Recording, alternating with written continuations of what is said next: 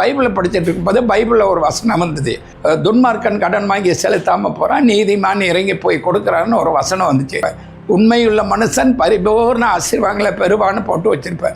50 ஆண்டுகளுக்கு முன்பாக மூதாட்டியிடம் திருடிய பணத்தை பரிசுத்த வேதாகமத்தை வாசித்த போது ஏற்பட்ட மனமாற்றத்தால் 50 ஆண்டுகளுக்கு பிறகு இலங்கைக்கு சென்று அவரின் குடும்பத்தாரிடம் 3 லட்சம் ரூபாய் பணமாக திருப்பி கொடுத்துள்ள கோயம்புத்தூரை சார்ந்த தொழிலதிபரின் இந்த செயல் அனைவரையும் தற்போது நிகழ்ச்சியடைய வைத்துள்ளது. கோயம்புத்தூரை சார்ந்த தொழில் அதிபர் தான் ரஞ்சித். இவர் ரஞ்சித் பிளஸிங் கேட்டரிங் என்ற தொழில் ஒன்றை செய்து வருகிறார். இவர் இலங்கையில் பிறந்தவர் ஆவர். தன்னுடைய சிறுவயது காலத்தில் தன்னுடைய பக்கத்து வீட்டில் வசித்து வந்த மூதாட்டியிடம் 37 ரூபாய் 50 காசுகளை திருடியுள்ளார். இந்நிலையில் தன்னுடைய சிறுவயதில் தமிழ்நாட்டிற்கு வந்துள்ளார். பின்னர் தமிழ்நாட்டில் கடுமையாக உழைத்து தற்போது தொழில் அதிபராக மாறியுள்ளார். இந்நிலையில் ஒரு நாள் பரிசுத்த வேதாகமத்தை இவர் வாசித்துக் கொண்டிருக்கும் போது துன்மார்க்கன் கடன் வாங்கியும் திருப்பி செலுத்தாதிருக்கிறான் என்ற வசனத்தை படித்துள்ளார். இந்த வசனம் அவருக்குள்ளாக கிரியை செய்துள்ளது. உடனடியாக தான் எங்கெல்லாம் கடன் வாங்கி இருந்தாரோ அங்கெல்லாம் சென்று கடன்களை திரும்ப கொடுத்துள்ளார். பைபிளை படிச்சுட்டு இருக்கும்போது பைபிளில் ஒரு வசனம் வந்தது. துன்மார்க்கன் கடன் வாங்கி செலுத்தாம போறான், நீதிமான் இறங்கி போய் கொடுக்குறான்னு ஒரு வசனம் வந்துச்சு. அந்த வசனத்தை பார்த்துட்டு எனக்கு தெரிஞ்ச அளவில் கனரா பேங்கில் தள்ளுபடி பண்ணது நான் போய் கட்டல.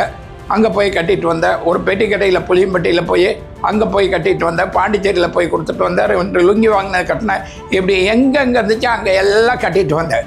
மேலும் தான் சிறு வயதில் இலங்கையில் உள்ள தன்னுடைய பக்கத்து வீட்டு மூதாட்டியிடம் 37 ரூபாய் 50 காசுகளை திருடிய நிகழ்ச்சி அவருக்கு ஞாபகத்திற்கு வந்துள்ளது. உடனடியாக இலங்கையில் வாழ்ந்து வந்த அந்த மூதாட்டியின் குடும்பத்தாரை தொடர்பு கொண்டு அவர்களுடன் பேசியுள்ளார். பின்னர் அங்கு சென்று 37 ரூபாய் 50 காசு திருடியதற்கு பதிலாக 3 லட்சம் ரூபாயை அவர்களுக்கு கொடுத்துள்ளார். 50 ஆண்டுகளுக்கு முன்பாக திருடிய பணத்தை அவர்களின் குடும்பத்தாரிடம் நான் கொடுக்கும் போது என் மனதில் என்னை அறியாத ஒரு சந்தோஷம் என்னை ஆட்கொண்டது என்று கூறினார். நான் ரொம்ப நாளாக வீட்டில் சொல்லியிருப்பேன், இந்த பாட்டி கொடுக்க முடியாமல் போச்சுன்ட்டு. கொடுக்கறதுக்கு ஒரு வாய்ப்பு கிடைச்சோடனே கொடுத்தோன்னா அது தனிப்பட்ட சந்தோஷம். அந்த பணங்கிறது இல்லாமல் இப்போ உறவாக மாறி போச்சு.